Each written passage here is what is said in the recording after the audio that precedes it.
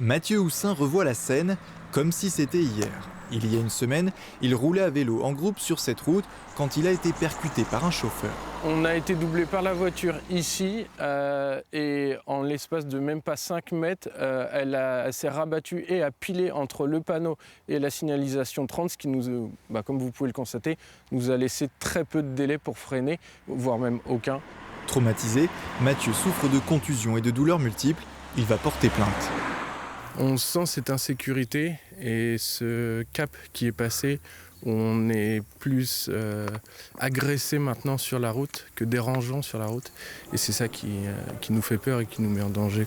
Pour dire stop à ce type d'accident et d'agression, 150 personnes ont répondu à l'appel du club cycliste de Pompéan. Les conducteurs savent-ils tous que l'on peut rouler à deux de front ? Car les routes de campagne sont bien plus dangereuses que la ville. 6 cyclistes sur 10 trouvent la mort hors agglomération.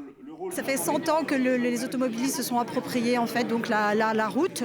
Aujourd'hui, les modes de déplacement évoluent et il faut que chacun puisse trouver sa place et que ça puisse se faire en bonne intelligence. Je pense que la cohabitation, elle commence à s'imposer, mais on assiste à des gens qui sont de plus en plus résistants, qui prennent en grippe les cyclistes. Le vélo de route me tente un peu, mais c'est justement cette dangerosité sur les petites routes de campagne qui me freine à acheter un vélo de route et à me mettre au vélo de route. L'association ne veut pas stigmatiser les automobilistes pour autant.